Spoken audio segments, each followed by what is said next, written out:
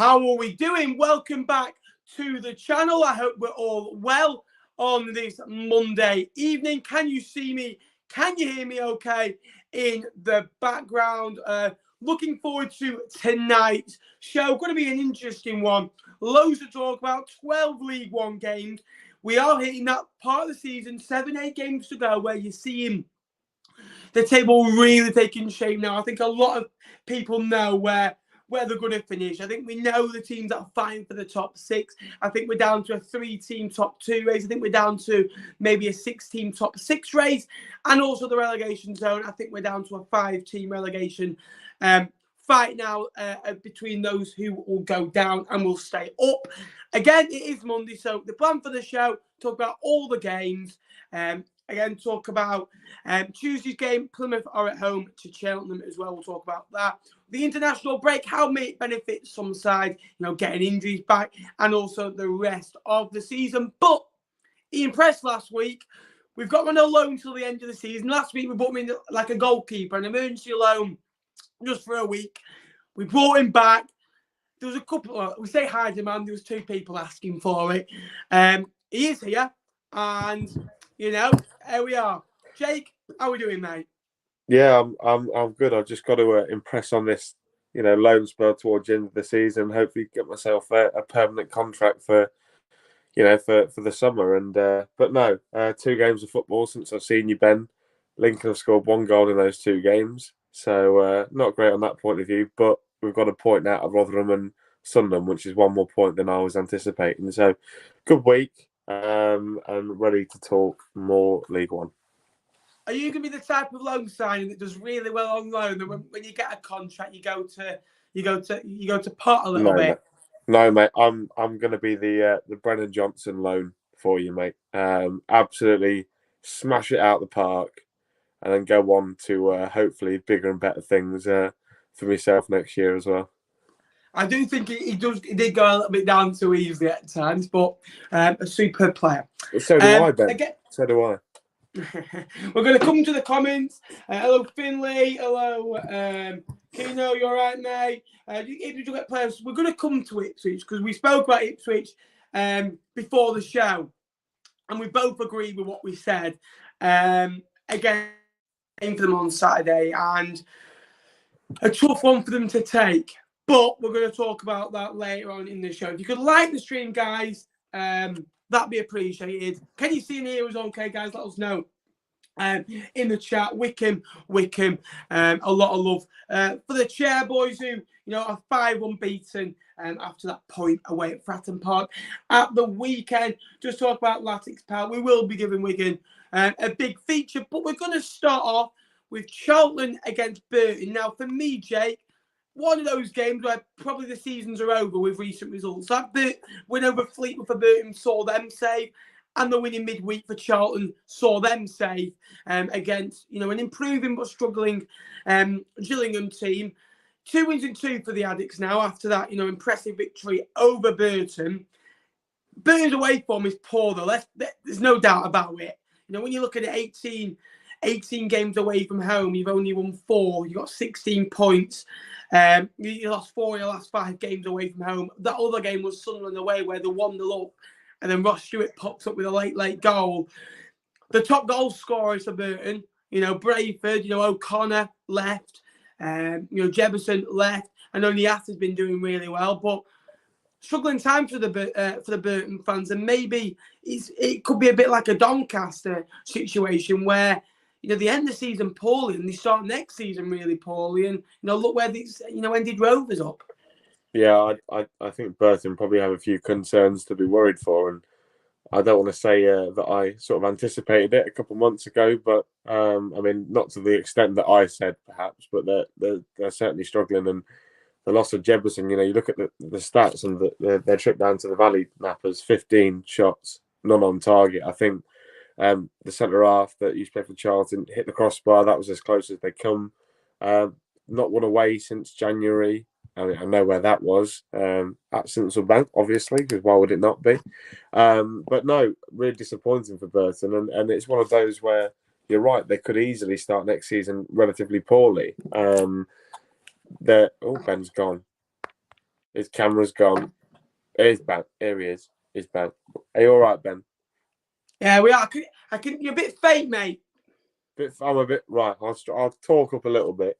But no, Charlton, good win for them. 2 goals. The first one, a really good distribution from McGillivray. Long ball up to Connor Washington, who put the ball over the Ungutchen goalkeeper, and then But in terms of Charlton, it's good for them, isn't it, to get a couple more results before the end of the season, and hopefully look to build for next year. Because Charlton are one of those clubs that are going to expect, aren't they, towards 21,000 at home. Exactly, and I'm not looking forward to my trip down there because I know what a place it can be. So. Poor result for Burton. Obviously, I think that both of these teams are comfortably on the beach, though, and probably looking to rebuild for next season. But you can just see both of their campaigns heading both ways as well. Yeah, I agree. Charlton have to rebuild and gather for next season. I do generally believe that. I think it's going to be one of those. Maybe they have to take the pain now, and the Atkins era didn't really do them any good. Again, Johnny Jackson's improved them. They're just too much up and down for me. Cheltenham, again, we're going to talk about them. They beat Wimbledon 3-1 at the weekend. They made it hard work. They were 1-0 down for large periods. That a sell goal early on, but they did come back. Right, again on the score sheet, Alfie May on the goal sheet as well. And you look at their squad, it's such a good squad all around. The ages are good, are good as well. A lot of 26, a lot of 27s. Boyle's only 26 as well. Alfie May's only 28. Then they've got experienced lads like Matty Blair and, Williams are in the 30s as well. Evans, 25 years old as well. So I think that'll be good for them next season. They can build around that. And, that's what I like about them. Alfie May, 19 for the season now. He only scored 9 goals in League Two last season. He's been unbelievable. AFC Wimbledon are on a huge drop-off at the moment, Jake. You look at the form that they've not won in 18 games. They've won, they've drawn 9, lost 9. They've only won 2 in 24 games. They conceded 31 goals in those 18 games as well. I know they've got goal scorers like Rudani and Nacella on 9 and 6, respectively. Cheltenham, though, up to 50 points, which is a big, big marker for them. 50 points is going to be well enough. I think 45 could be enough to keep you up this year. The home form has been unbelievable. They won 9 of the 20 games at home. How much credit must go to Cheltenham this season? And surely he's got to be up for Manager of the Year. Yeah, I think we've said a couple of times, Ben, that Michael Duff should get way more recognition than what he actually gets for the job that he's doing there. It's one of those, isn't it, where a lot of people would have had Cheltenham down as one of the whipping boys of League One this season, and they've come up and they surprised a few, haven't they? And I think the goal scoring form of Alfie May really helps them. Obviously, he's on an insane goal scoring form at the moment. Is it maybe 12 goals? You'll have the stats, Ben. He's scoring for fun at the moment, and this game in particular, I think the guys on Quest said that Michael Duff said that if any of his players were lacking effort, they just wouldn't play anymore. And fortunately for them, they were 1-0 down with 10 minutes to play, and they've come out and scored 3 goals. If you're AFC Wimbledon, how annoyed are you? You've led the game for an hour nearly, and you've given 3. The goals nappers are all really cheap. They're all preventable. But it's difficult, isn't it? Cheltenham are one of those sides where you feel that 50 points is probably where they're at. If they finish with no more points, it's been a successful season for them. That you'd like to think they'd probably go on towards 60. But then, you flip the coin, and for Wimbledon, it's terrifying, isn't it? 18 without a win, staring down the barrel at relegation. And to be honest with you, Ben, over half a season, if you go 18 games without a win, I think you probably deserve to go down. Yeah, you do. 18 games, by the way, is over a third of the way through the season. It's nearly halfway through your season. And people discuss you are going to a 5-game bad patch, but when you don't win in 12 or 13, you've got to realise that's a quarter of your season. And that is going to be a big chunk between. Because if you go and win 6, draw 6, you're going to go from 19th, 18th to, challenging the top 10. Where if you go and lose 6, draw 6 and being up there, you're going to go down, respectively down there near the bottom end. And, that's what Wimbledon have done. They started, really well. They won on the opening day against Doncaster. Got some decent results at home, but since then they've not been good enough. And that's where they sit now. And we talk about not being good enough. Crewe Alexandra, Jay. Now we've been harsh on them all season. Last season, the first 39 games of the season, they had 54 points, which was unbelievable. They 15 wins, 9 draws, 15 defeats. They only lost 1 in the last 7 games of last season. Even if they did that this season, I think they're done. The huge drop-off. Now, I know they've lost a couple of players, to, bigger football clubs. And you look at Crewe, they aren't a sacking club. Now, Dave Artell's done miracles there. They've had 2 managers in 11 years, and Steve Davis, who was there for 6 years, and Dave Artell's been there for nearly 5 years now. They've lost 12 of the last 13 games. At what point do we go, is it the squad, or does it just need a managerial freshen up at that football club? Because I'm all one for sticking with, and I don't think the squad is good enough, but I think the squad is better than, only winning 1 in 13 and 12 defeats, because it seems to me the fight has gone. And when the fight's gone, you start losing games of football too cheaply that you weren't losing before. When you've got fight, you've always got an opportunity to win games of football. Now, Bolton are a decent side. They've improved. I know they've won 2 of the last 5 and you lost 1. That's their 11th clean sheet of the season. A goal and half a game. I know it was a late goal. Bakayoko, with his 8th goal of the season, 20 goals. Bakayoko. He doesn't even seem like he scored 20 goals in his career, Jay. But again, popping up with that late goal. Crewe, though, embarrassing. Yeah, and by all accounts, Bolton should have finished it off earlier than what they actually did. Obviously, free kick from Sadlier pushed onto the post, and Bakayoko was there to tap it in. But in terms of Crewe, 2 shots in the entire game, 1 on target, is not good enough. And we were saying we were going to discuss whether they were the worst team in League One history, and I think you might be right in terms of the numbers that they're putting up are just not good enough. And yeah, it becomes a managerial issue, doesn't it? Because you see so many teams. You look at Norwich when they got relegated out of the Premier League, they stuck with Daniel Farke and he got them promoted. You fear that if Crewe get relegated again, Dave Artell might not be the man to bring them up, purely because League Two is now a really competitive league, despite the amount of promotion places that are available. So yeah, I mean, they've lost a lot of good players, didn't they? They lost Charlie Kirk, they lost Dale. By all accounts, the recruitment just wasn't good enough. They brought loads of young lads in that haven't got the experience at this level, probably the level above, but not this level. And ultimately, it's paying off, and they're going to go down. I think that they're one of 2 clubs that we have decided are going down, regardless of what's happening. But I feel they should probably get rid of Artell. I think there's been more groans this season. Obviously, it's such a drop-off, isn't it? Last year, they were the Cheltenham and they were the Cambridge of this year.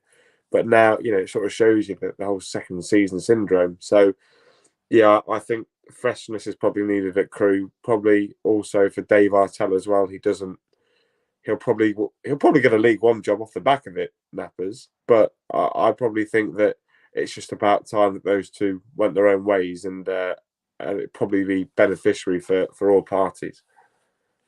Yeah, it is always hard losing a manager that's done so much for a football club. Now, I think they were 19th in League Two when he took over, and he's done really, really well for what he's done and what he's achieved just to get him out of League Two. The budget, the players that they lose. And we're going to stay in that relegation dogfight. Fleetwood Doncaster. Now, it was the worst game of football I've seen in a long, long time. Now, what it felt like was Year 7 set PE play football. That's how it felt. Now, if Doncaster were a good side, they'd win that game of football. If Fleetwood played Rotherham, played MK Dons, Oxford, they lose that game possibly 4, maybe 5-0, in my opinion.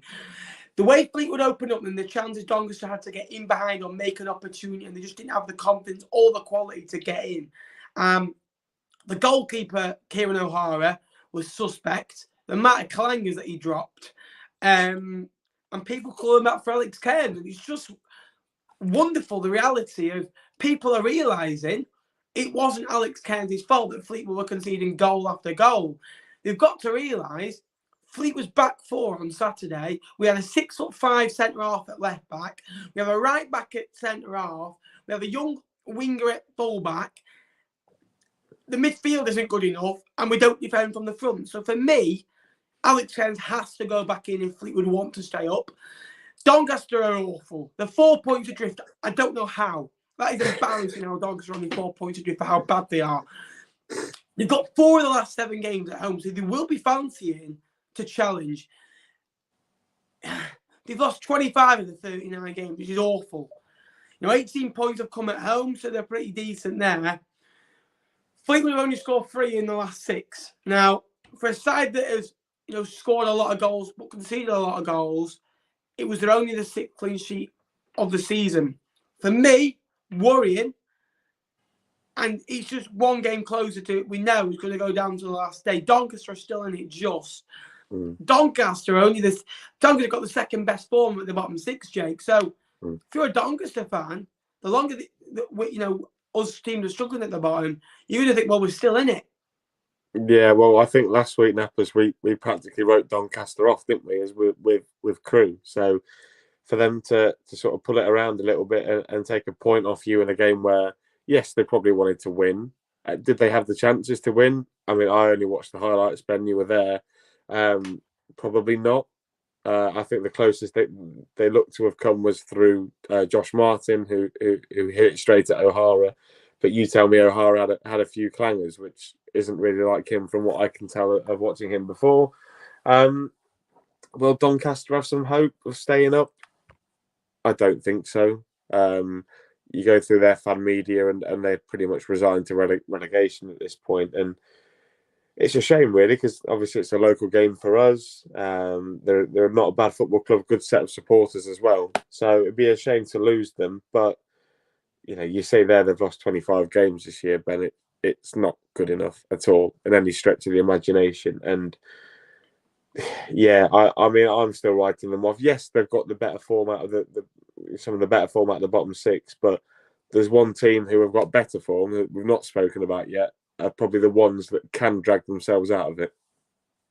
Yeah, exactly. We're going to talk about them now. Gillingham played Sheffield Wed at the weekend. Now, they were very unlucky not to win it late on. Again, a long ball forward by Stuart O'Keefe. It's not like Gillingham to play a long ball forward. And Vadine Oliver, opportunity that you probably should take. And unlucky so, but it's still a good point. You think 12 games, 3 draws, 3 defeats, 3 losses. Now that's 12 points, 1.33 points a game. That would take them to 45 points, Jake, if they carried on that for the next 7 games. Now, they have got some tough fixtures coming up, which, Accrington away, you've won 11 of the 19 away from home. Season's over, though. Sunderland away, and then they've got Wycombe at home. I think 45 points will be enough for me this season, which is absolutely bizarre. The front 3 that they've got, well, I know Thompson operates behind Oliver and, Kelman. They are very good. And that squad, Tucker's a good player. I like him. I like Max Amer. I like Tatonda. I think he's a good player. Ben Thompson is an absolute steal. I don't know how they got him, but they did.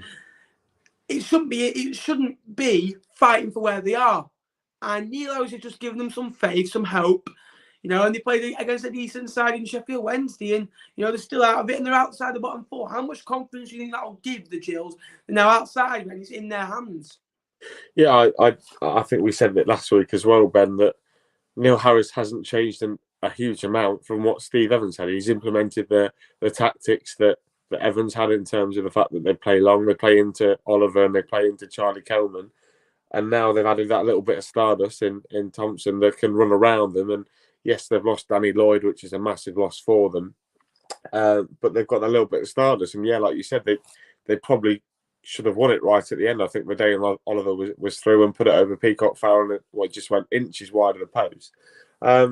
So yeah, I mean, Gillingham will be confident whether they can get, what are they on, 33 points at the moment. They'll be confident they can take 12 from 8 in the form that they're in.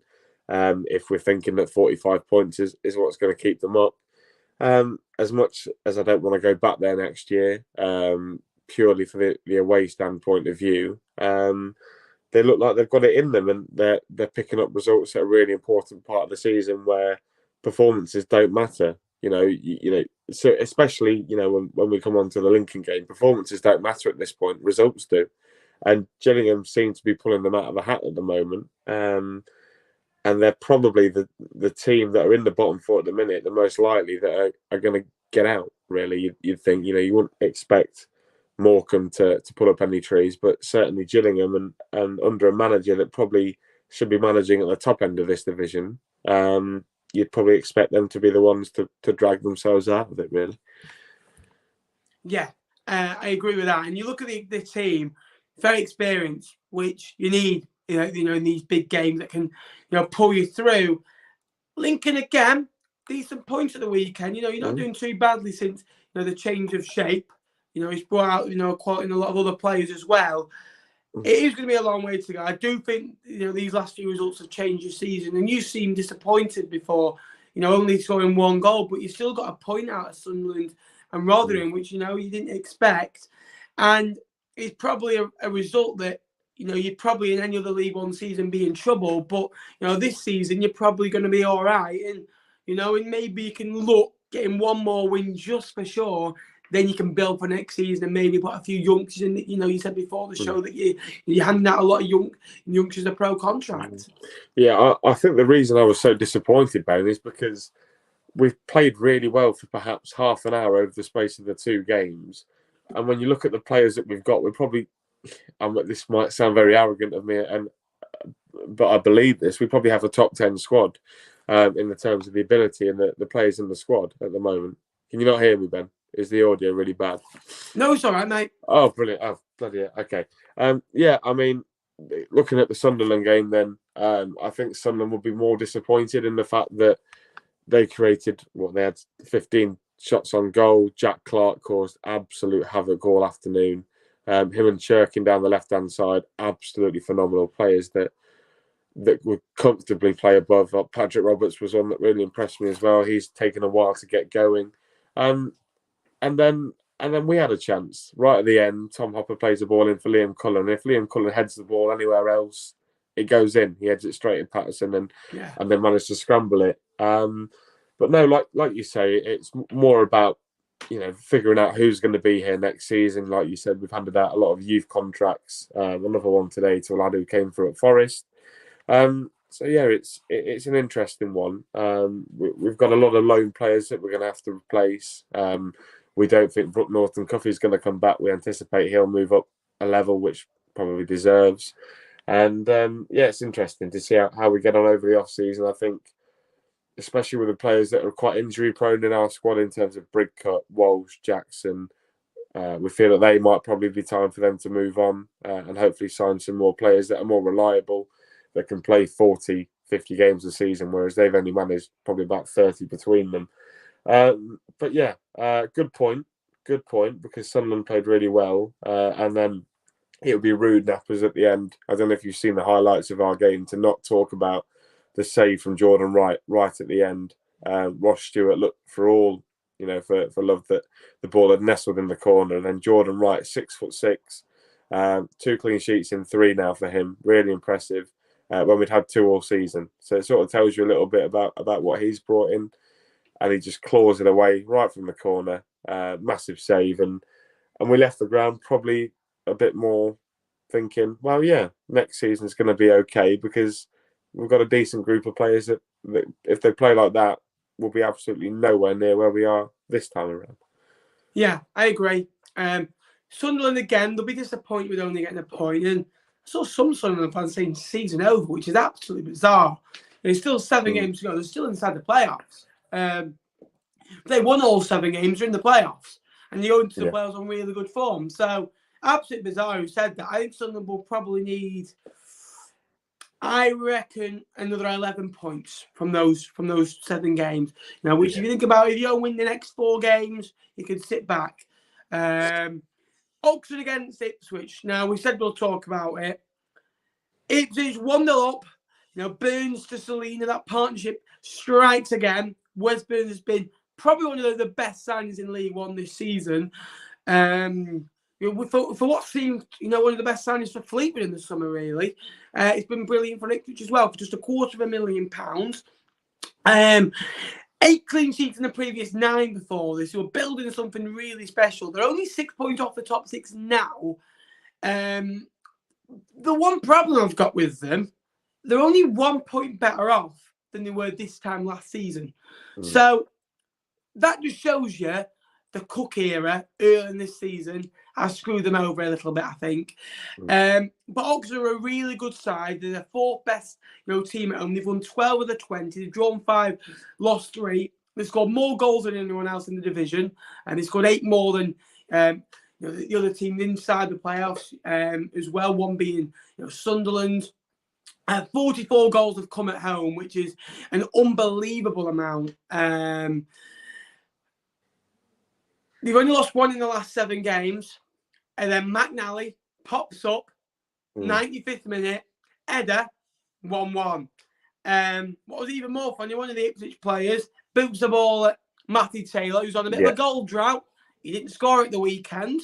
And then Matty Taylor just gives it him back. And that, for Oxford, could be a huge point, Jay. They're 11 points better off than they were last season. This time last season, they had to win 6 of the last 7 to get inside the playoffs. They probably only need 6 or 7 points. What a season. And 4 years ago, Oxford were in a relegation battle. They were 18th in League One. Now they're absolutely flying. And 10 games potentially away from Championship football. Yeah, I think that, there was that tweet, wasn't there, going around of the relegation battle from 4 years ago where it dropped all the way down to, was it 12th in the league? Yeah, and Plymouth went down that season, who were 12th. Yeah, they were top of that list and they ended up getting relegated. So it shows you what a job Carl Robinson's doing. And, goals just become accustomed to a Carl Robinson side, don't they, at the moment? They're scoring goals for absolute fun. I think I heard Carl Robinson say that, they're the team that have scored the most goals in the last 10 minutes in the country, which is obviously really impressive. And it shows you that Carl Robinson's not only built a good footballing side, but he's also built a side with character and strength, to never know when they've been beaten. And that sort of showed again on Saturday. Really good header from a corner. Just to talk on Ipswich, obviously the goal, you'll know Wes Burns more than anyone else. That is how good of a player he is. Tore us apart a couple of weeks ago. I never saw it. Well, yeah, but you watched it on iFollow, Ben. You've watched a few things on iFollow last season, didn't you? He scored. No, I'll just make it up. I never saw anything of Wes Burns, but good at Fleetwood.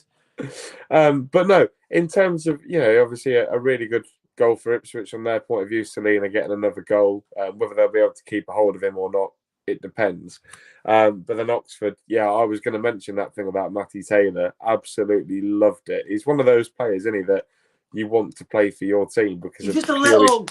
Yeah, he's a terrier. He's a terrier, and you love watching those players play for your team. But if Matty Taylor scores against you, he'll come and celebrate in front of your end. Absolutely no qualms about it. And you hate him, but inside you want a player that like that. We had one with Matt Reed. Matt Reed was that sort of player for us. Not as prolific as Matty Taylor, I'll admit that, but still getting detract here. But no, Oxford, in terms of, they're probably one of those sides, aren't they, where last year, one of those established sides in the playoffs, you're probably looking at your Sunderland, where they finished. I think they finished 4th last year, didn't they? And they're probably similar to Sunderland last year, whereas, as I say, for Oxford last year, they had to win, 6 of the last 7, like you say, and sneak in. And even though they went in on that really good form, they weren't very good in the playoffs, were they? Whereas this time, they're in good form now, and you'd back them to be a team that are going to try and raise the game and try and sneak into the playoffs similar to what they did. Yeah, I do agree with that. But you've got to equally say they played someone equally as probably in better form than them in Blackpool last year, who I think the last 37 games of the season, I think they won 22, which is unbelievable. So fair, and that's who went up in the end, and form does count. And I do think that experience in the playoffs got to Blackpool last year and got them through. And you saw with team, I know you're gonna hate me, but against Oxford and against Lincoln, you saw that bit of a difference in the experience in the team and as a football club as well.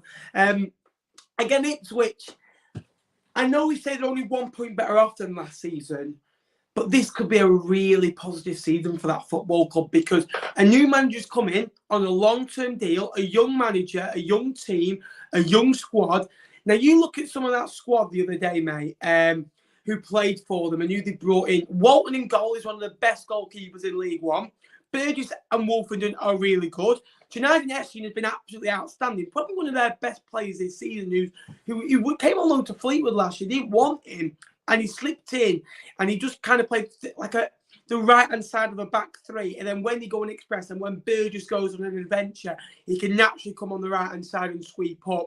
And you've got Wolfenden and Burgess and Thompson who can come back to left back, which is a nice little, seesaw effect. Burns been excellent this season for goals and assists. Thompson, I think they got on loan from Brentford. He's been absolutely outstanding. Backington again, who's been playing a lot of games lately and probably been improving, game on game. You've got your two match winners, in behind Joe Pigott, who's struggled this season, but I do think naturally with time and when he gets on a run, I think he can go and be so dangerous. Selina and Chaplin are unbelievable. The clean sheet record still hitting 10. They can easily go and win. I think if they went to go and win 6, drew 1, they'd get into the playoffs. And I said to you before the stream, the top 6 chasers are Plymouth, Oxford, Sunderland, Wednesday, Wycombe, Ipswich. They're the teams that I think can really threaten. I don't think Portsmouth are good enough. I know they've got 2 points below Ipswich with a game in hand. You can never write this Ipswich side off, can you?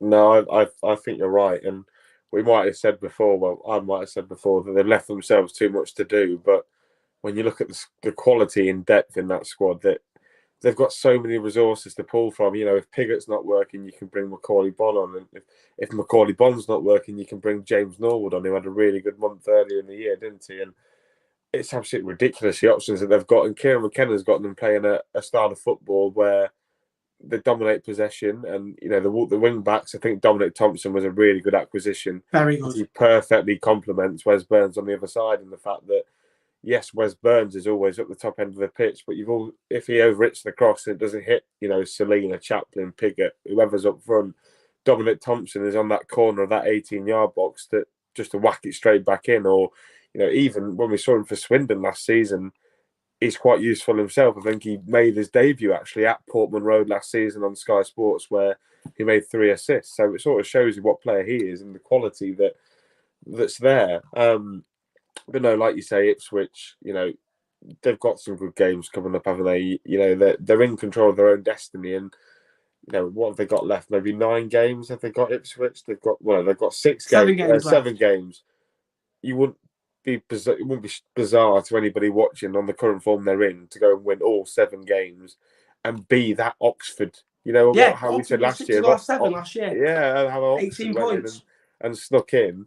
You're looking at something similar for Ipswich, and I think this Ipswich team are better than the Oxford team from last season. So, yeah, Ipswich, a team to keep an eye out on. I think they're probably better than Wycombe, and like you say, Pompey and Bolton are out of it. So, yeah, I think Ipswich, depending on how they get on, obviously over the next couple of weeks, they've got some really big games, and obviously the closer you get to that 46 game mark, Nappers, the pressure increases.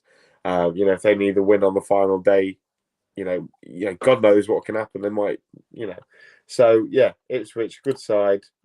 Probably, I know we sort of said last week, Nappers, that we said they weren't going to gate crash the top 6, but we've got nothing but positive to be about Ipswich, because I don't think you can be anything else, can you? No, I don't agree with that. I don't think they're better than Wycombe. I think Wycombe over anyone I fancy in the playoffs, because the way they play, the way they grind out results, the way they grind teams down. They weren't great against Fleetwood, because I went on Tuesday night. There was 33 Fleetwood fans in the away end, and you could just feel they brought some of that. They brought Akinfenmore on, they brought Hamlin on. They've got Scowen in the team. They've got so much quality, Wycombe, that goes unnoticed. And they've got Gareth Angel, who I absolutely love. I think he's an absolute top bloke, and you'd run through brick walls. And I think they're a little bit more settled than Ipswich are overall. So if it was between them two on the last day, I'd fancy Wycombe 9 times out of 10. I do think they've got to stick with this manager. They are going to hit bumps in the road with Kieran McKenna. I said that as soon as they appointed him. It's just going to be the fact that they go on a bad run. It's how they react to that. Because Rotherham stick with Paul Warne. You look at, Wycombe. Wycombe on an awful run just before these last 5 games. They stuck with Gareth Ainsworth, and it's going to be interesting to see how Ipswich do, and Oxford, one of those teams as well. We're going to talk about another informed team. Plymouth Argyle. We are going to come to the comments in a minute, so get your questions. I'm going to, have a look at them in a minute. Plymouth Argyle, we said they're a bit bipolar, aren't they? They'll go and lose 3 in a row, then they'll go and win the next 5, then they'll go and lose 2 in a row, then they'll go and win the next 8. Well, they won 4 in a row, and then they go and lose, and they go and lose 2 in a row. Then they've won the last 5 games all of a sudden. 4 of those 5 are at home. Now, I said 3 weeks ago, I went, I fancy Plymouth to get into the playoffs because I think they had 7 of their last 12 games at home. And they had 4, in fact, they went to go and win them all. And they've got Cheltenham tomorrow. They've absolutely hammered Accrington. Toby Savin got sent off. Accrington's back 5. For me, I don't like a back 5. You've got to have an unbelievable... You've got to have the squad to play a back 5. Accrington don't, in my opinion.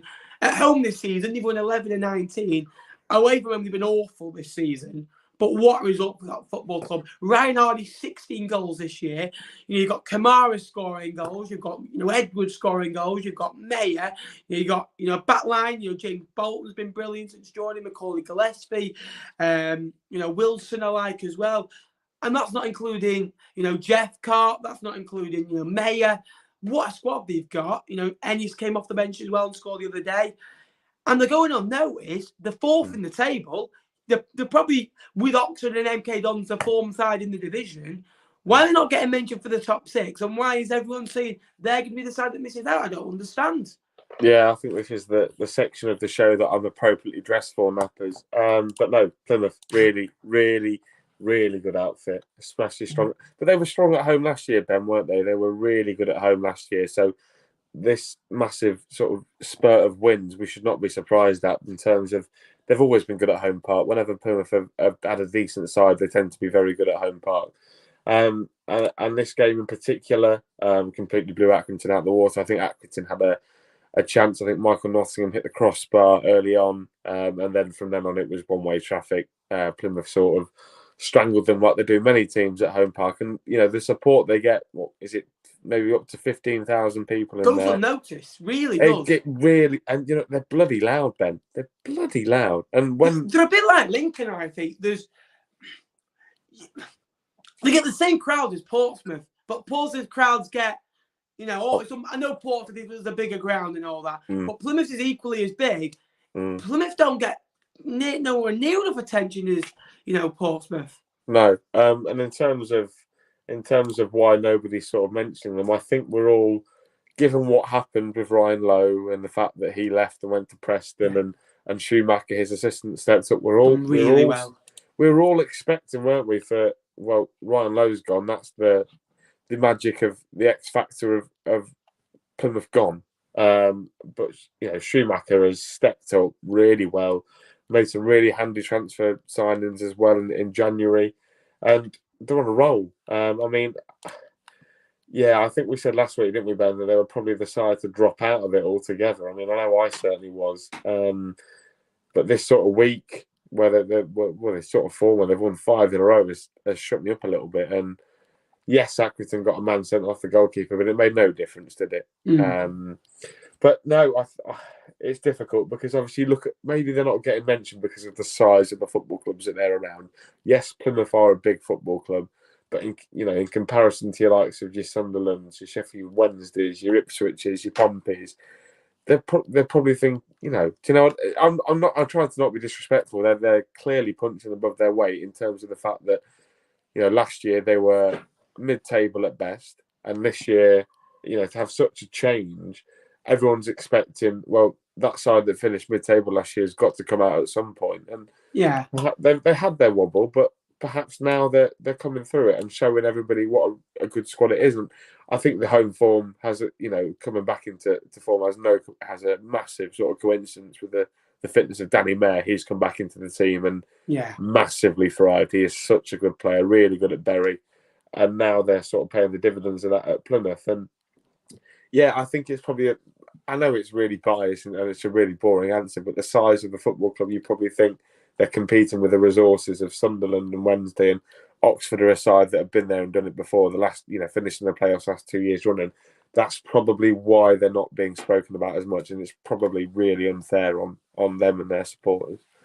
Yeah, I agree. They're a massive football club, Portsmouth are probably a bigger football. They are a bigger football club, and so is Sunderland. But they get bigger crowds than Rotherham at home. They get bigger crowds than Wigan at home. I know Wigan have got probably a bigger and better history and Premier League history. They get bigger crowds than Wigan. They get bigger crowd. They're a bigger club than Oxford. They're a bigger club than MK Dons. They're a bigger club than Wycombe. They're probably one of the biggest clubs inside that top 7, top 8. They're probably the third biggest. So. Let's not be shocked. 39 points at home, Jake, is an unbelievable amount. And winning 8 out of 10. 5 clean sheets in a row. That doesn't get mentioned. This is the side that had the second worst, defensive record in League One last season. Rochdale conceded 91. I think Plymouth conceded 82 last season. And finished 17th in the end. And an unbelievable turnaround. And for me, it's built on hard work and a superb job Stephen Schumacher's done there. And again, we're going to come to your comments for some questions and we will resume. Again, I'm terrified to play Plymouth. I think they'll smash us. Burton said this about us. I'm terrified to play. I'm like, well, you beat us 3-2. Burton were a poor side, I thought, both times we played them. And I just thought, would you be annoyed, Jake, if Michael Appleton, for example, you were getting beat every week?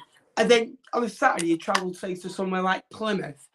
And then you was on Sky Sports the next day talking Super Sunday. Would that annoy you? Because I was having a talk with someone at uni and he goes, I bet Burton fans are well annoyed at the moment. He's always on Sky Sports. But when you're winning games, when he came in last year, he's at the Kings on TV. Do you get what I mean? It's like...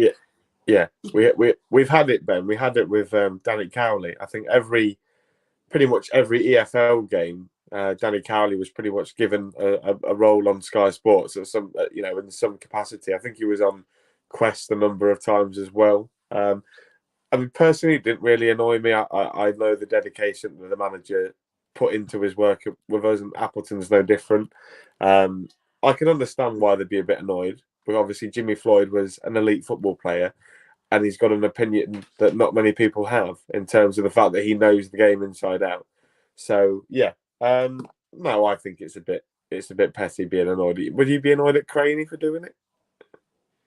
I'm annoyed at Craney most of the times anyway, when we lose anyway. So never mind now. Crane's in a tough job, and Tony said before he's got a 19% winning record, and you've got to remember Fleetwood it's not 15 anymore, 9 injuries now. After working it out, a couple of lads were back on Saturday with being Tom Clark, Callum Camden, Harvey Macadam. I know they will do it this year, but got to be favourites next year under McKenna. You were favourites this year and you didn't do it. So being favourites doesn't, do anything for you. If you could like the stream, that would be very much appreciated. And also subscribe. We've gained over 250 subscribers in the last month, which is an unbelievable amount. So get subscribing. Again, we've got so much content coming for you over the next 2 weeks. And we're going to have my top 6, my promotion, and my bottom 6 video coming out this week, because there's no vlog for 2 weeks. And I get to have my 20th birthday on Friday with no Fleetwood defeat. So come on, the Cods. Jake, before we carry on, Stacey West podcast, yes, I'll be on in a couple of weeks, talking everything about the Cods, the Imps. Where can they go and find you? Or has he gone? Oh, I'm here. No, I am here. I promise you. Oh, I was getting excited, Ben. Yeah, all right, Ben. Yeah, Stacey West on YouTube. We do a podcast as well on Spotify and all that, but I predominantly run the YouTube channel. Big things coming next year. I've bought some stuff to up the content. I'm actually looking for a Shrewsbury fan for a preview this week, and I know there's one in the chat. So if you want to get in touch, so we can do a preview. But yeah, Ben will be on as per usual when we have Little Fleetwood on against Lincoln. So no, come and subscribe. Trying to reach 500 by the end of the season, if not the end of the year. So yeah, please feel free to come on there. And then on Twitter, Jake_Tongue98. Highly, really good in football debates that I get into. I'm sure Ben will tell you all about it. But No, feel free to come and give some love to me. It would be massively appreciated. He's still hiding from the Portsmouth fans. If you're a Portsmouth fan, you don't want to unfollow him. Thoughts on the return of Derek Adams to Morecambe? Now, for me, this isn't Derek Adams' fault. I get he left last year, and there's still that little bit of, well, he left us. Why would he go? Was it money based? I think it was basically maybe thought he could do all he can, and he's come back. And I do get that, but it isn't his fault. You had Stephen Robinson, who has left you in this mess, who built a squad, signed nearly 20 players, got rid of a lot of his squad from last year. Let's be honest, you lost, Kyle Leather, an integral part of that squad. Sam Lavelle, I think was basically your captain, integral part. Sonogo, another captain on the football pitch, was your best player last year. Mendes Gomez, talent player, your flair player, you go and score your goals. You've lost four of your best 5 players there. You've kept Stockton. And I get you've added a bit of strength, but your squad last year was stronger. You've got to remember this isn't his fault. It will gel at some time. Your squad at the minute is a bit weak, a bit young, a bit naive. His squads are more physical, ready for a battle. And like your squad last year, I just don't think you have that. And I think you will get some points on the board. I just don't know if it'll be enough. Again, we're going to come to Portsmouth against Wycombe now. That was a great point for Wycombe again. It's 5 unbeaten after a tough run. And we say, Jake, every team in League One will go on a tough run, won't they? And Wycombe will probably come through that. But you have a look at that. Wycombe's, I always say, front 6. Wing and Scowen in midfield. You've got Mahekme, you've got Organ, McCleary and Vokes up front as your front 6. Lewis Wing, I know it didn't really work out at Sheffield Wednesday for him, but he was unreal against Crewe. I think he got a double, didn't he? And was unbelievable last year for Rotherham. Scowen has got over 150 games in League One. Vokes is, top goal scorer for them this season. Horgan works hard and creates chances. McLean was experienced as anyone. They went to Portsmouth, kept him out, and came away with a point.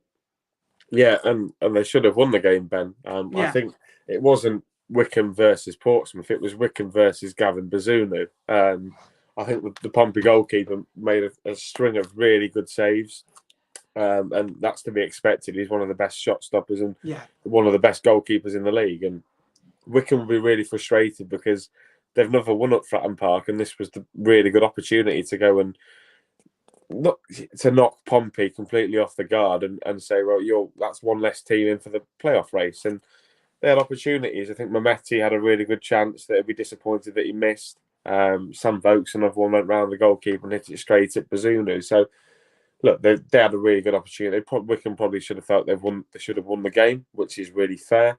But then you've got to give credit to Pompey, haven't you, and Danny Cowley, and the fact that they managed to hang on. And let's be fair, I don't know if you saw the highlights back then. Wycombe were lucky to stay with 11 men on the pitch. Tafazoli should have been sent off. George Hurst running through on goal. Definitely a red card for me. I'm not sure why the referee's not giving it, but then that sort of gives the game a bit of context, because if he gets sent off, Portsmouth have that man advantage. Yes, it's harder playing against 10 men sometimes, but with that backing and managers as inspirational as I know as Danny and Nicky Cowley, anything's possible. And I look at Danny and Nicky Cowley teams from when they were at Lincoln, they scored a lot of late goals. And, if they'd have nicked, a 1-0 win here, whereas Ipswich dropped points at Oxford, we'd be saying Pompey are also still in the race. So, really good point for Pompey. Wycombe will be incredibly frustrated, I imagine, and probably will be having a few more sessions of shooting between now and the next fixture on Saturday. Yeah, I agree. And you should be very proud of them. He's mentioned Cowley about 45 times. Yeah, and he's not mentioned that they once beat Burnley in the FA Cup and got to quarterfinals, and they're the only non-league team to do so. So I'm proud of you. He follows me on Twitter as well. He follows me on Twitter. There you are. Me and Danny Cowley, best mate. I wanted to leave this till late. Yeah. MK Dons. Okay. Wow. Yeah. Because we're going to talk about Rotherham in a minute. Spoiler alert, you probably already know, Rotherham lost at the weekend to Shrewsbury. We're going to come back to that. MK Dons are going about their business quietly. They're keeping clean sheets. They're winning games of football. They've got goals from all over. They play different formations. They move it well. They create loads of chances. They've gone to a Cambridge side who are very resolute. They've done very well this season, first season in the league. And they went to go and win 1-0. And they're so, so close.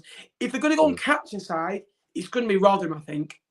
Yeah, I think everything sort of about MK Dons this year was summed up. But when Cambridge sort of went forward early on and Harvey Nibbs hit it straight at Cummings, but it was a really good save. And then Connor Coventry. Connor Coventry, wasn't much when he was with us, but he's really shown himself as a top-end League One player now, isn't he? Really good acrobatic save off the line, probably changes the game. And then, Warren O'Hara, who they've brought in from Brighton, really tidy defender. And it's good, isn't it, in terms of MK Dons, because their goals are literally coming from all over. You can't just say they've got one goal scorer. They've got Isa, they've got Scott Twine bagging them in. Matt O'Reilly was bagging them in when he was there. And now you've got Harry Darling and Warren O'Hara, who are quite happily, I think the guy on Quest said he took his goal like a seasoned centre forward, and it was a good finish, wasn't it? And then in terms of, I think from what I can tell, I follow a few Cambridge fans on Twitter. The support for MK Dons was really good as well. They sold out the away end, and it looks like now, whereas people would have ridiculed MK Dons and their support for low numbers, it looks like the town's now getting behind the football club, and we know that, given football history and the trajectory of football clubs, when a town gets behind its football club and it's improving and progressing on the pitch, it's a really dangerous animal to deal with. And MK Dons are just, they're like that dark horse, aren't they, at the minute for automatic promotion? And I don't think that you could begrudge them if they actually managed to nick it in front of Rotherham or Wigan. Probably Rotherham at this point, like we'll go on and mention, who lost on the weekend. But MK Dons are doing their part, aren't they, to make sure that they finish in that top two. They're not leaving them alone. It's really good to see. And MK Dons' business in January, where they lost O'Reilly, Robson was recalled, and you've lost some big names, and those two being a pivotal part in their midfield, the heart of their midfield, and that's normally where they go to the pan, really. MK Dons in January, where they bring a lot of loan players in, then they get a new squad in January. But this year they've kept the squad. And by the way, Liam Manning, who came in, has done, from, Lamel, he came in with a week before the season. He's just taken over what Russell Martin's done. And we're going to go to it quickly. Rotherham 0, Shrewsbury 3. 3-2 for Daniel Doe. They scored 8 goals in their last 2 games, Jake, which is, unbelievable. They'd only scored 32 in the previous 37. So 20% of their goals have come against Morecambe and Rotherham away. That was their 13th clean sheet of the season. Should be one of the best defensive records in the division. Ryan Bowman's got 3-3 now after going 14 without one. Miller's 1 win in 5, 2 draws, 2 defeats. They are off to Wembley, which would be a nice distraction for them. They're still on 80 points, which is an unbelievable achievement. If they carry on the points per game, Jake, they'll be on about 94, 95, maybe 96 points. Although they have lost 2 of the last 3 games at home, where they hadn't lost one, till September, where a certain Fleetwood Town won there by 4-2. Yeah, you don't like to mention that, Ben, do you? The only thing I can mention this season that we've done well. The other good thing is beating Rotherham 1-0 at home. No, I didn't know that you'd beat Rotherham twice this year, Ben. No, look, really good performance from Shrewsbury. Obviously, Udo back in the goals. Really good finish. I think they probably had a few warnings before Ryan Bowman had one cleared off the line. Yeah. And then McDonald goes and gets sent off. I mean, it's never a red card for me, Ben. I don't think he's thrown an elbow. I don't understand what the referee's expecting him to do, to jump up like a pencil. You've got to use your arms for leverage. And I don't think it's an elbow that, do you know what I mean? I didn't think it was a red card. And then Shrewsbury just go and absolutely blow them away, don't they? Second half, Bennett and Bowman, really good tidy finish from Bowman. And Shrewsbury just hitting form right when we're about to play them on Saturday. So really helpful, really big fan of that. But for Rotherham, they're projected 94 points. I think the next time Rotherham play a game in League One, Ben, Wigan won't have any more games in hand. So Rotherham will probably be second by the time that they next play a League One game. And yes, you've got the distraction of the Papa John's Trophy. Yes, it's great if they go down there and win it, and it might give them some sort of kick up the backside to, to go and improve this form. But still, it's not good enough, is it, for Rotherham to lose at home to Shrewsbury? And Shrewsbury gone and kept 2 clean sheets against Rotherham. You're Rotherham United. I wasn't that impressed with them Tuesday night, Ben. But me, if I'm honest, they got 2 goals ahead and completely shut down. So, no, you probably say this has been coming following the MK Dons result at home as well. So, yeah, fair play to Shrewsbury. Really good result for them. But for Rotherham, probably a bit of a wake-up call, because if they win this game, Rotherham then can't be ahead of them by the time it comes to April the 9th, I think it is, when the next play a league game. So, yeah, disappointing for Rotherham. I think their home fans will be really disappointed that Lincoln and Shrewsbury is probably 2 games you'd expect to get 6 points from, isn't it, if you're Rotherham United and you want them to get promoted. And they've come out with 3, which I would be disappointed if I were them. Yeah, I agree. 5 clean sheets and 6 for the Shrews, and all 3 away victories this season. They've kept a clean sheet in, beating Fleetwood on Boxing Day 3-0, beating Burton a couple of months ago by 2 goals to 0, and now beating Rotherham by 3 goals to 0. But finally, just quickly, we're going to talk about Wigan against Morecambe. Now, Les, a representative of Morecambe, was taken ill at the weekend, so all my best wishes go to him, and he's on course for speedy recovery. And hopefully Morecambe can bring you some happiness, but not too much happiness till the end of the season. Keep you up. But in full seriousness, all the best, and hopefully you're feeling a bit better soon. Wigan, unbelievable. And I've said Wigan this season have been bounce back ability. They've been set back, they've come back. Been set back, come back. We're awful against Sunderland. Been unbelievable since. Goals from everywhere. Crewe getting a goal the other day. We're getting 2 assists the other day. Naylor getting 2 assists the other day. McGuinness 2-2 for him now, which is, I think, really important for him now. He's got up and running. As soon as he got one, you knew he was going to go on a run, didn't you? Stephen Humphries again getting a vital goal. Will Keane scoring goal after goal. I think that's 16 for him for this season as well. But they're playing the leakiest defence, in League One. And, they've conceded 79 goals, which isn't good enough. And 6 more than Doncaster. They conceded 12 in the last, 3 games as well. They conceded 5 away at Shrewsbury, which isn't a Derek Adams, style of football. The next 2 games are at home, which is important. But Wigan have played 2 games for 9 weeks in a week, which is unbelievable. And they've only lost 3 games in all competitions. And they only lost to Sutton, but they lost on penalties. I'm not going to count that. What a job. What a job Liam Richardson has done. Yeah, it's a massive turnaround. I think the takeover came at a really good time for Wigan, didn't it? And obviously they've poured a bit of money into the football club, which you wouldn't begrudge their supporters of what they had to go through last season. They didn't know whether they were going to have a football club to support. Obviously, they finished really low down in League One last year. I think they only stayed up sort of with a game or so to go. But this year they've invested really cleverly. They've brought in really good attacking players.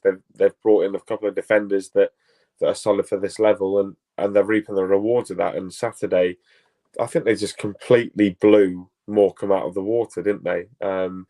McGuinness, really good header for the first one. I think Dariqua gets a really good assist off the back of his head for Stephen Humphries as well. So, look, Wigan are one of those sides, aren't they, where if you finish above Wigan, we said this about Rotherham last week, Ben. If you finish above Wigan, you've won the league. If you finish above Crewe, you don't finish bottom. Well, this is it. If you finish above Fleetwood, you probably stay up just by the skin of your teeth. Anyway, look.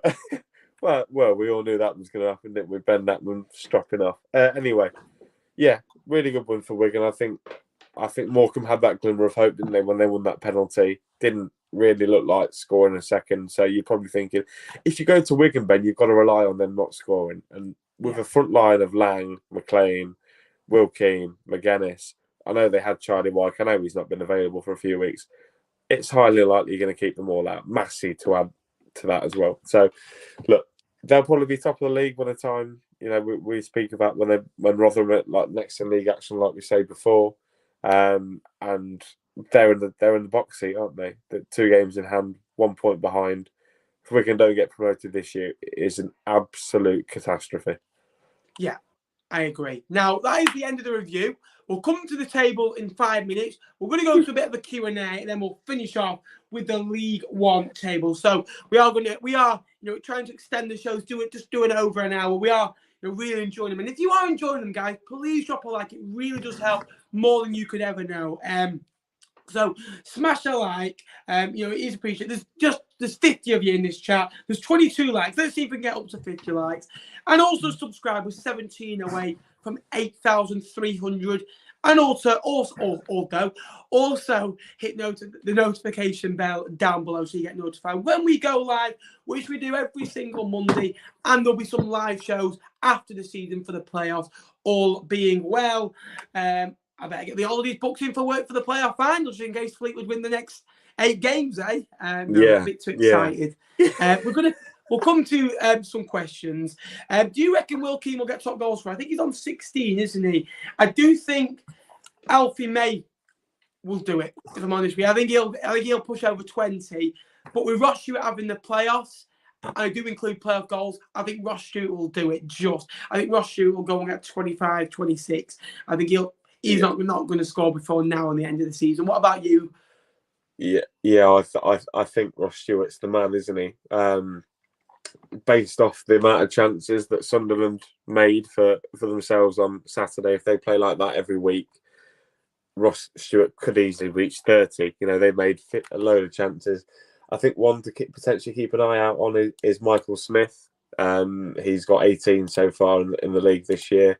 I was informed by a Rotherham United fan that if what they know as Smudge, if he scores 25 goals this season, their assistant manager used to play with Alan Shearer, and Michael Smith's a big Newcastle fan, or a big Tom Hopper fan, as I should really say. And I think he was promised a signed photo of Alan Shearer if he scored 25 league goals this year. So don't be surprised if Michael Smith all of a sudden gets on a few roids and gets over that 25 goal mark as well.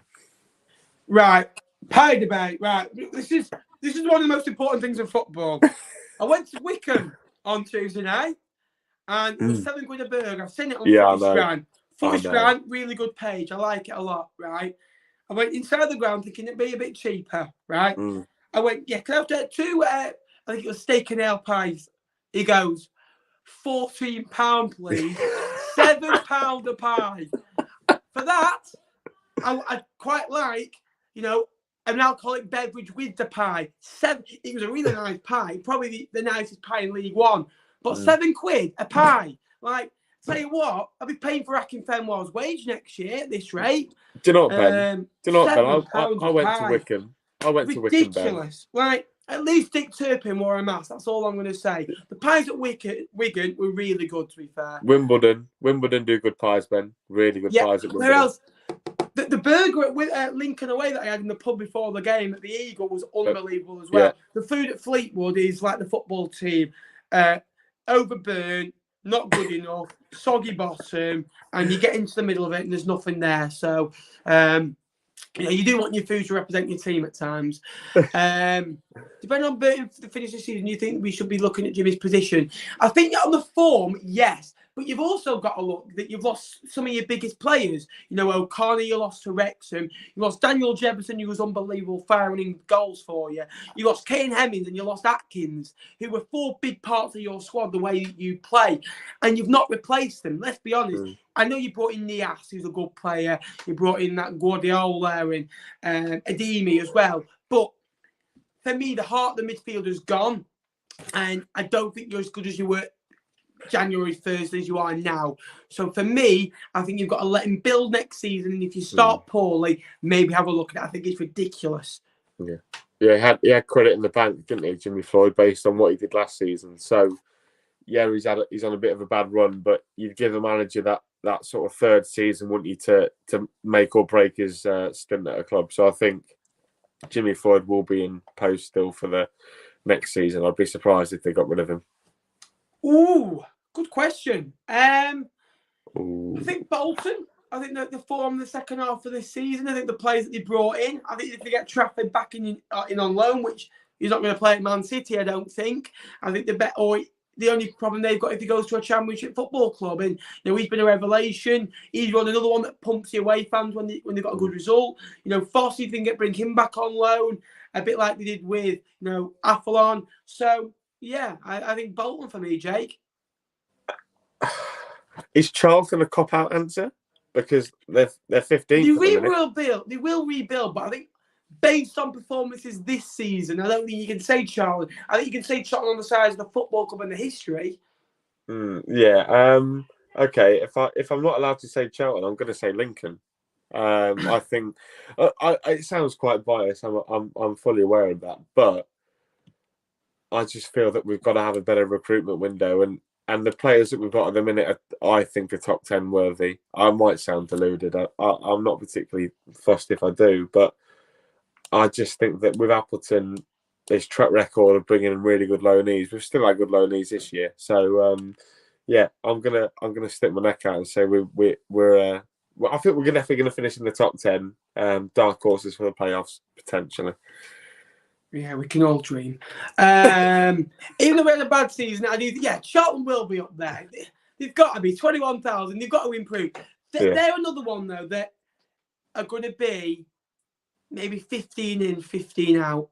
They've got a lot out of contract in the summer, and that you've seen what it's done to Ipswich. So all I'm saying is, don't put all your hopes on Charlton, because they can do good business, but a settled side always does well in League One. And you've seen with MK Dons, Oxford, Wycombe, there's no big turnovers of size near that top 6 at the minute. Pyatt, Kidderminster, Cottage Pyatt, discussion. Yes. I've seen it. I've heard of it. I might just go to Kiddie just for that. Again, who do you think is the best manager in League One based on the expectation versus reality? On this season, Liam Manning. I think whenever he came in, everyone thought, right, they're not going to do it again. They're going to be the 3-year period is gone. I think what he's done since coming in, I knew he's had an unbelievable squad and he's had an unbelievable style to come into that suited him, but that's down to the board for looking at it, how they were playing, and go and get a manager exactly, how they were playing before to put him in that position. So I think all around, from the board to the players to the manager, it just fit. Cop-out answer there from you, Ben. Mark Bonner for me. No, I don't agree, because Mark Bonner, let's be honest with you, he's got them good results and he's done really well. But we all expected Cambridge to be fighting like they were. They've done better than we thought. But MK Dons, did you think MK Dons are going to be pushing for the top 2? Did you think they'd be level on points with Wigan? With the squad that Russ Martin assembled in the summer window? Yeah. Yeah. You'd really thought that? You'd expect it. I mean, go back and look at my League One predictions. I'm pretty sure I had them. Look how much money though MK Dons have spent compared to Wigan, and look at the wage budget. Let's be honest with you, and look where MK Dons have come from in the last 15, 16 games. How far? Ben's gone. Oh, there he is back. No, look. I never went. Mark Bonner for me, Ben. Everyone had Cambridge rock bottom of the table. They're 17th. They're in absolutely no danger of going down at the minute. I think they're comfortably safe. They're on 45. We've established that someone's going to be safe on 43. So Cambridge is safe. And in terms of everything with budget, style of play, I just think, Mark Bonner for me has massively got it in the bag. And it was between him and Michael Duff for me. Yeah, Michael Duff is one that we're full of praise for. And, they're top half, Ben. Cheltenham. Yeah. So do you know what? I'm going back on my answer. I'm going to say Stephen Schumacher deserves a shout as well. Yeah. For what's happened, and there was no expectation. There was from their fans, but he's done a really good job in my opinion, and it's a really good question. So thank you for bringing that. Again, I'm looking forward to visiting Derby. Yes. Pubs. West Midlands, he's been up there this season. He's got to be for me. Stephen Schumacher, I'm getting someone to agree with me. Morecambe are going down the Elite 2, and he goes, whoever leagues the most goals in the league normally goes down. We saw that with Rochdale last season. But we're going to have a quick look at the table, Jake. And you look at the bottom 6. Fleetwood have only got a point from the last 6 games. Gills have got 8, really improved.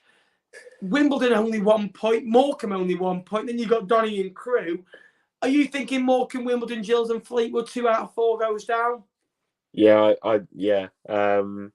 Donny, like we said last week, Donny and Crewe are gone. It's 2 of those 4, and do you know what, Ben? It's too hard to call. It really is, because we might, like last week, we analysed all of their games and said, "Oh, this result, this result, this result." Football doesn't work like that at the end of the day, does it? And for example, if I go on to Wimbledon's fixtures now, they've got MK Dons at home, right? But that's a derby. They might show up for that. They might win that. I'm not saying they will, but do you know what I mean? So I don't think any games are given, and we're just gonna have to wait and see for the final day. But like you say, it's 2 of those 4. I'd like to do Fleetwood away next year. If I'm being quite selfish, it's for me that stay up. It's Fleetwood and probably Wimbledon, because the Wimbledon ground was really good and they do affordable pints. And plus Fleetwood, well, it's not much of a pro, but I get to see you and go to Trilogy. So look, Fleetwood, yeah, and then Gillingham can get lost. Don't like Gillingham, and Morecambe. I've never been too fussed about Morecambe. They're probably it's too far for me. So yeah, Morecambe can go and all. Oh, I'll be on wingman duties again then, will I? Pardon? We're not coming into that sensitive subject. It doesn't get shown. It doesn't get told on this channel. Again, so yeah, I agree. The top end we've talked about. I think that top 3 are going to be there. They got Oxford and Plymouth where they are done. I think we're down to 1 place now, maybe 2. I think that MK Dons, Oxford and Plymouth are in for me. That last place, Wycombe, Sunderland, Ipswich. These football clubs. They're in with a shout, and they're not going away. Sheffield Wednesday also in that run, as well. It could be anyone, really, couldn't it, mate? Could be, and that's why we love football, Ben, because it's literally so unpredictable. I've just said that Cambridge could be massively safe, right, Ben? They're on 45 points, right? They're not safe yet, are they? Realistically, no.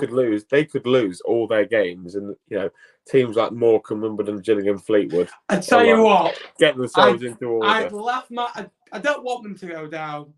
You said, "Oh, what a job he's done! He's done unbelievable. The top off," and then to do a Plymouth, and then just go down on the last day of the season, because you did say Burton would go down, and then Burton went on an unbelievable run where they lost in 9 games, and then they went from 16th to just outside the playoffs. So it is a common theme where Jake says something, which Ben, can seem be is a good opinion at the time, and they go on an awful run. Ben, 1 point in the last out of the last 15 for Cambridge.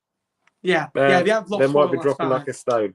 Might drop like a stone. But what they have done now, they have beaten Doncaster at home lately. They beat Crewe at home lately. They went to Fleetwood and got a point. So they're getting points from sides below them, which has topped them up, which has been really good. So we are going to end the show in the next few minutes. You've got best ownership, Tony asked. Now, I want to go for Wycombe.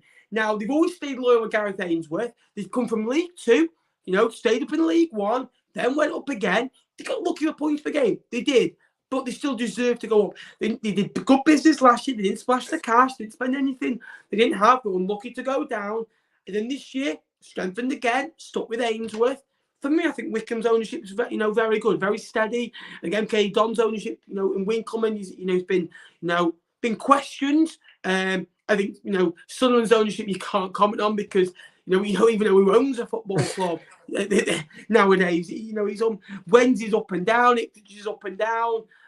You can't say your own, by the way, Jay. That was a rule. Plymouth's, I think, is very good as well. I think what they've done, over the years hasn't gone unnoticed.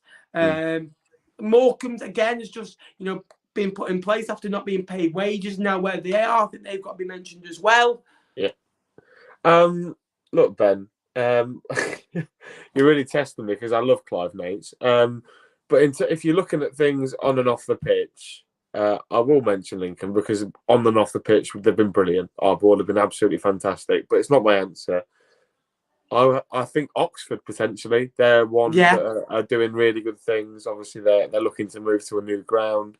They've stuck with, if we're talking about on the pitch, Carl Robertson, they've stuck with him, really reaping the rewards of that. Player sales, they've got their act together, haven't they?